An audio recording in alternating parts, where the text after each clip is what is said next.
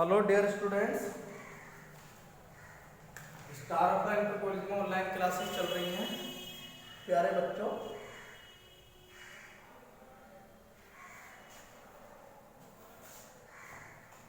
अब तक कक्षा 11 में इस चैप्टर की एक वीडियो आप लोग देख चुके होंगे, पार्ट 1।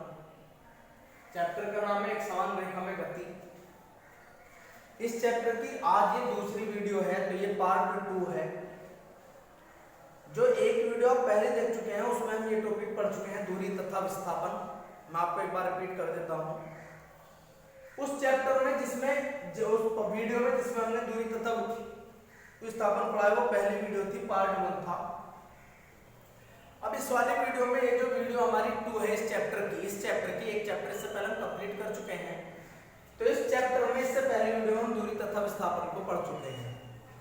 ऐसा कहा गया था, मैं आपको याद दिलाता हूं, कि किसी वस्तु द्वारा तय किए गए पथ की कुल लंबाई दूरी कहलाती है।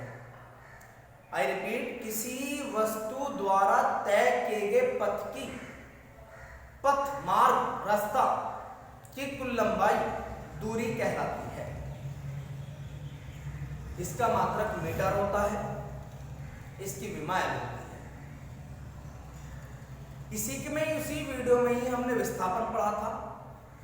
उसके बारे में हमने ऐसे कहा था, किसी वस्तु की प्रारंभिक स्थिति तथा अंतिम स्थिति के बीच की दूरी, प्रारंभिक जिस बिंदु पर है वो वाला बिंदु, और अंत में जिस बिंदु पर पहुंच गई है वस्तु वो वाला बिंदु, प्रारंभिक बिंदु और अंतिम बिंदु के बीच की जो दूरी होती है वो दूरी विस्थापन कहलाती है।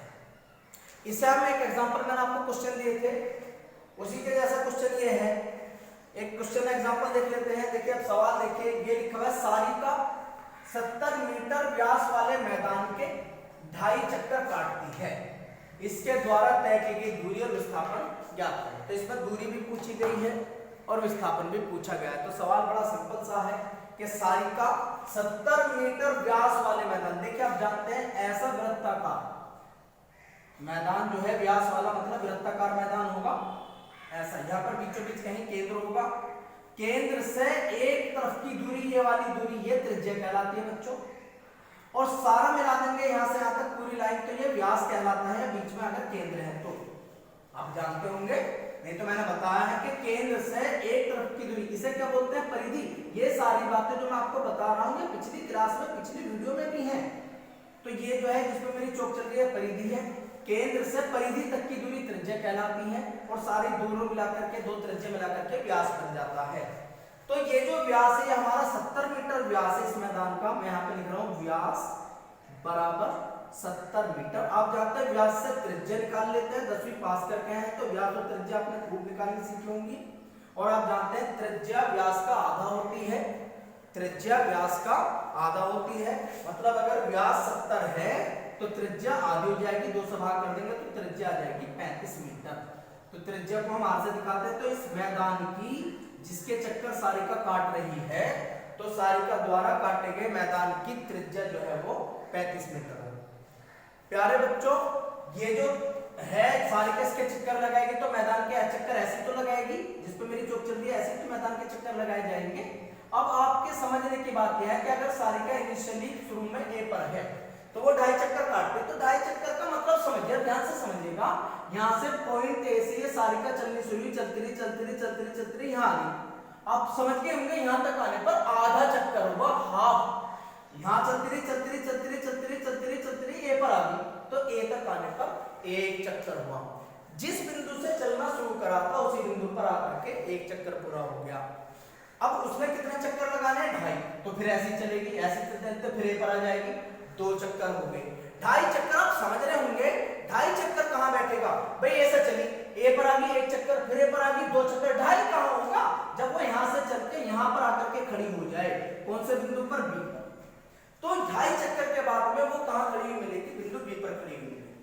अब आप अच्छी तरह से पढ़े थे कि ये जो 1 चक्कर की दूरी होती है, 1 चक्कर की, इस दूरी को कहते हैं परिधि। ये बातें हमने पिछली क्लास में की थी। तो 1 चक्कर में तय की गई दूरी बराबर परिधि। और परिधि का फॉर्मूला हम जानते हैं, परिधि का फॉर्मूला होता है 2πr। 2 पाई का मान जानते हो 22/7 और r त्रिज्या, और त्रिज्या का मान 35, तो यहाँ पर आ जाएगा 35। तो 7 पंजे 35, इनके गुणा कर लेंगे 22 पंजे 110 दूनी 220।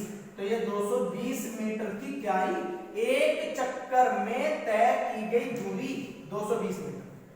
तो एक चक्कर की दूरी किसके बराबर होती है? परिधि के बराबर होती है। दिमाग में डाल लीजिए, एक चक्कर में वृत्ताकार पथ पर एक चक्कर में चली गई दूरी परिधि होती है, जिसका फॉर्मूला 2πr होता है। तो एक चक्कर में चली गई दूरी 220 मीटर। तो सारिका ने एक चक्कर में कितनी दूरी तय की? 220। अब उसने चक्कर कितने लगाने? 2.5।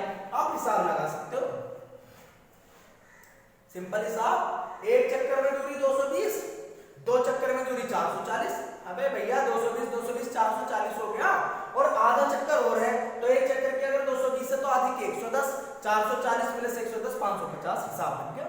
लेकिन अगर आप इसे ऐसे ही कैलकुलेट करना चाहते तो कर सकते हैं। एक चक्कर में दूरी 220 मीटर है, हमें कितना निकालनी? 2.5। 2 से 1/2, 2 सही 1/2 चक्कर में चली गई दूरी। तो एक चक्कर की दूरी 220, हमें किसमें निकालनी? 2.5 में। 2.5 2 से 1/2 कहते हैं, तो गुणा कर देंगे 2 से 1/2 की। आपको गुणा करनी आती होगी, 2 दूनी 4 5 5/2 हो जाएगा, 2 से 1 कट जाएगा 110 बार, 110 की 5 में गुणा करेंगे 550। तो सारिका द्वारा इस 70 मीटर व्यास वाले मैदान के 2 से ही 1/2 तो 2.5 बोलते हैं इसे यार, 2.5 चक्कर में चली गई दूरी का मान आया 550 मीटर। उसके बाद में दूरी तो आ गई, उसके बाद में बात करते हैं बच्चों विस्थापन की। विस्थापन की डेफिनेशन पिछली क्लास में भी पढ़ी, आज की क्लास जब शुरू करी थी तब भी मैंने बताई थी। किसी वस्तु की प्रारंभिक स्थिति तथा अंतिम स्थिति के बीच की दूरी को विस्थापन कहते हैं। अब चित्र में देखें तो प्रारंभ में कहां था? ए पर, अंत में कहां है? बी पर। तो हमें बस 2 पॉइंट से मतलब है, प्रारंभ वाले और अंत में। कहां से आया कैसे उससे मतलब नहीं है, प्रारंभ में ए पर, अंत में बी पर है। तो ये जो ए से बी तक की लाइन मिलाएंगे, ये लाइन नहीं है, ये तो इसका मार्ग है, पथ है। ये वाली बिंदु, प्रारंभिक बिंदु देखो, अंत में बिंदु देखो, उन्हें मिला दो। तो प्रारंभिक बिंदु और अंत में बिंदु तक की ये जो दूरी है, ए से बी तक की, ये दूरी कहलाएगी विस्थापन। तो विस्थापन कहां से कहां तक होगा? ए से बी तक। अब ए से बी तक निकलेगा कैसे? अभी मैं आपको बता रहा था, यहां से यहां तक की सारी दूरी कहलाती है व्यास, और व्यास हमें दिया हुआ था 70 मीटर।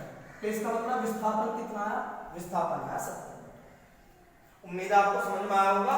तो सारिका द्वारा इस 70 मीटर व्यास वाले मैदान के 2.5 चक्कर अगर सारिका लगाएगी तो दूरी तो तय कर लेगी 550 मीटर, लेकिन उसका विस्थापन केवल 70 मीटर होगा, क्योंकि विस्थापन प्रारंभिक बिंदु तथा अंतिम बिंदु के बीच की दूरी। देखो बच्चों और समझो, आपको मजा आ जाएगा, समझ में आ जाएगा। यहां पर किसी वस्तु ऊपर तक गई, यहां से यहां तक ऊपर तक गई वो 20 मीटर, और ए से गई, बी पर गई, और ऐसे गई, और फिर ऐसे ही नीचे को आ गई। अब समझ रहे? ऊपर गई है फिर नीचे को आ गई है, तो 20 मीटर तो दूरी उसने जाने में तय करी ए से बी तक, और 20 मीटर की दूरी आने में भी तय करी है बी से ए तक। तो हम ये कह सकते हैं कि इस एग्जांपल में वस्तु द्वारा तय की गई दूरी 20 मीटर जाने में, 20 आने में, और हो जाएगी 40 मीटर। समझ में आ रहा होगा? 20 गई, 20 है, 40 तय कर ली। अब बात करते हैं किसके? विस्थापन की। विस्थापन की डेफिनेशन आपने ये कही है कि वस्तु की प्रारंभिक स्थिति तथा अंतिम स्थिति के बीच की दूरी को विस्थापन कहते हैं। प्रारंभ में कहां था? ए पर। अंत में कहां है वस्तु? ए पर। तो उसकी स्थिति में अगर आप देखें तो कोई परिवर्तन नहीं हुआ, प्रारंभिक बिंदु भी ये था, अंतिम बिंदु भी ये है, अतः विस्थापन इस एग्जांपल में जरूर। मेरे हाथ में चौक आप देख रहे हो, मैंने ऐसे ऊपर की ओर फेंकी और ऐसा आकर के पकड़ ली, मेरे हाथ में हाथी ही आ गई, तो इसका प्रारंभिक बिंदु भी यही था, चौक का अब भी यही है, तो इसके द्वारा तय किया गया विस्थापन 0 है। अगर कोई वस्तु अपने मार्ग से चलती हुई पुनः उसी मार्ग पर, उसी स्थान पर, उसी बिंदु पर वापस आ जाती है तो उसका विस्थापन 0 होता है। उम्मीद है आपको दूरी और विस्थापन की ये सारी बातें समझ में आ गई होंगी। अगली बात, दूरी में दिशा नहीं होती, दूरी में दिशा नहीं होती, अतः यह अदिश राशि है। देखिए दूरी आप कैसे भी तय कर सकते हो, चारों तरफ को मुड़ के, दूरी में दिशा नहीं होती है तो दूरी कैसी राशि है? दूरी अदिश राशि। दूरी में दिशा नहीं होती, अतः दूरी बच्चों अदिश राशि है। जबकि